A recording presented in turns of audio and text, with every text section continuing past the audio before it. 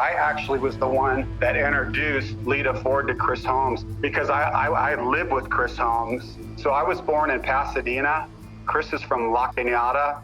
So I ended up living in La Cañada and La Crescenta, and that's kind of how I originally met Chris, was through this guy, Randy. And I was in a band called Hyde, and I was playing with some older guys, and the guy Randy, he was the bass player, and he played in a band with Chris. I think it was called Buster Savage. I think could be wrong, but I'm pretty sure that's it. And so he would take like me and our guitar player from Hyde and the drummer, and we'd go up and watch him. And he had just gotten signed, and we'd go up and watch him in La Cañada in this basement, and it's freaking unbelievable because Chris likes to play loud, and I just was so inspired and just so blown away. It just wanted me to continue to, pursue music. And so eventually later on, me and Chris became pretty good friends, and I ended up living with him, and I kind of bouncing all over the place. Yeah, but that's you're a little kid then at that point. Well, no, I mean, I'm a teenager. Right. I'm a teenager, and he's this bigger than life character. He has got rock star all over him. Of course, and that's before. Sorry to interrupt, but that's before WASP. No, he had just signed a contract. It was at the very beginning, Gotcha. And then which I would eventually go to the shows at the Troubadour. But kind of leading up to that, he was so cool to me. He was always, I almost want to say, like a big brother. He ended up getting me a job from one of his friends. His name was Brian, and he did construction, so he kind of helped me get a job. It wasn't my first job, but it was, one of my first jobs. So I would do construction with Brian. Eventually, I would, need a place to live, and Chris let me live with them. And I ended up living with him and his first wife. I think her name was Caitlin. And then they were kind of on their way out, and they got divorced, and I was still there. And then that's kind of how the whole thing happened when we ended up going to the Cat House one night. And me and him were sitting at the bar, and Lita kind of was sitting on the other side of me. And he was like saying, "Oh my God, she's so hot. She's so beautiful, blah, blah, blah." I'm like, "Well, go talk to her, man." He goes, "No, I don't want to." I go, "I'm going to go talk to her." And so I walked over there, and next thing I knew, she was with Chris, and they were talking. It seemed like from that night on, they were together.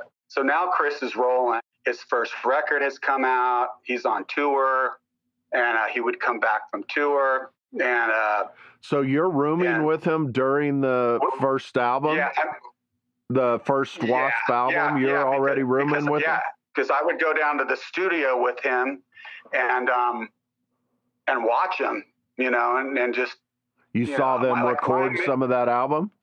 Oh, yeah, for sure I did. Yeah, so basically time goes by, and The Decline comes out. I mean, it doesn't come out, but Penelope's asking for Odin to be in The Decline. And I'll tie this into Chris and me, too, with something that's really interesting that everybody probably wants to know. And that is, so he's going to be in The Decline, and I'm going to be in The Decline, and we live together. So we're in La Crescenta living in this apartment, and partying like you wouldn't believe, man. I mean, we're both lucky we're still alive. I don't know if we did our shoot first or he did his shoot first, but regardless, so just say maybe we shot ours first. I don't know. But so then I'm home, and Chris got to shoot that night. So Chris shows up, and like probably mid-afternoon, and he is freaking hammered. Like, I mean, I've seen him hammer many, many times. He loves to drink vodka. At that time, he had no problem drinking a bottle of vodka. And, I don't want to get into all the stuff we did because I don't want to throw him under the bus. But one thing for sure, 100% for sure, and he says different, but I was sober, is that when he came home, he had 3 bottles of vodka that he had drank them all for sure for, whatever bender he was on, along with doing many, many other things. But I filled those bottles up with water. For sure I did. I can honestly say those bottles were water. Now, the only thing that could possibly have happened, and he would have to tell you on this, is that maybe they picked up a real bottle of vodka on the way. Because at that time, he was a full-blown alkie. Because he swears that he was drinking vodka, and I'm not going to doubt him on that. But as far as I knew, those were all vodka bottles full of water. And he was definitely hammered, so that was not fake. I mean, he was hammered, and we were most of the time. But anyway, so I mean, that's But just why a did you little, fill them up with water? Why would you fill those up with water? because he wanted me to. And the thing about it is he had drank all those bottles. They just didn't come from nowhere. But he asked you to fill those up, huh? Yeah, for 100%. And I don't want to get in a beef with them, but I totally remember that. And hopefully he does. But I've heard him say, like, Yeah, during our interview, I had asked him specifically about that, and he said, well, it's definitely the only real. thing that I could think that happened was that him and his mom pulled over and got him a real bottle, because he wanted those things, I think, to be in in the shoot. But I know one thing too, that like when we did our shoot, Penelope put us in this jacuzzi, and we knew all those girls, some of them were our girlfriends or old girlfriends. She got us all hammered.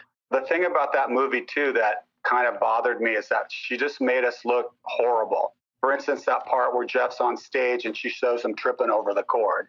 There's hours and hours of footage, she could have put something else, but she did that to all the bands, to be fair.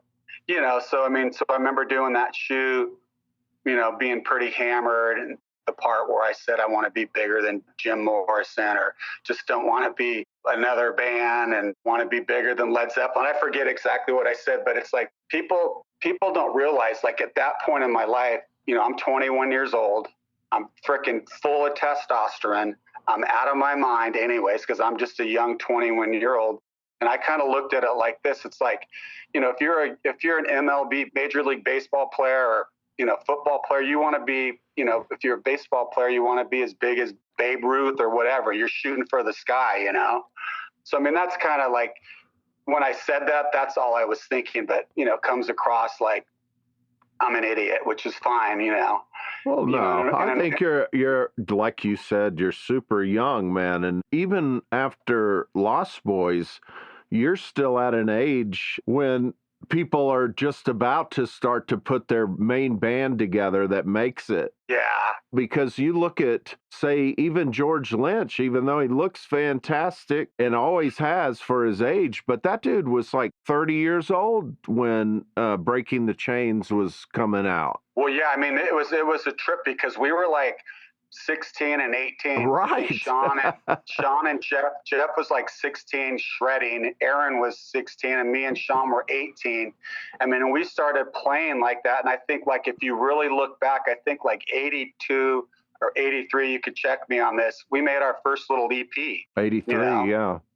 Yeah, I think it was 83, and we were a 5-piece, and the guy Brad Parker, which is a trip. I don't know if you know this, but our original guitar player for that band, he was with Metallica for a minute. He was with like Motley Crue for a minute. Right. And I think he's the guy in that movie, that they kicked out of Motley Crue. But yeah, I can't ever figure out. I wasn't sure if that was Greg Leon or. Well, maybe it was. Greg may have played with them longer. I didn't even know Greg played with them. I know who Greg is, but I'm for sure Brad Parker did, because like you'll hear Motley talk about him. And I was watching something the other day where James like mentioned his name. I'm like, oh my God, Brad Parker, really? That was true. So that's kind of interesting. But it's, we were just young kids. And what I was going to say, like, we were definitely part of that first wave. People don't realize that way before the Warrant and Guns N' Roses and Poisons and all that. We were playing with, Steeler, opening for WASP, playing with Dokken, like, and we were this young band out there, trying to make it. And we actually, you hear people all the time, they'll talk about, oh yeah, we broke the all-time record at Gazzari's. Oh, we broke Van Halen's record. Well, the bottom line to that, and here we go again, is we definitely did. I was very good friends with Bill Gazzari, and we played 3 nights there, Friday, Saturday, and Sunday, all sold out.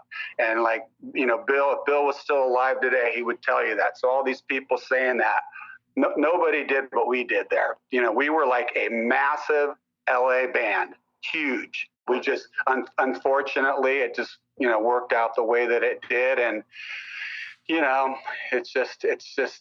is too bad, but that's just how it is. The good news is that we're all still alive. We all still like each other. And, we can continue to play music. We just got a record deal with Cleopatra, which is kind of cool.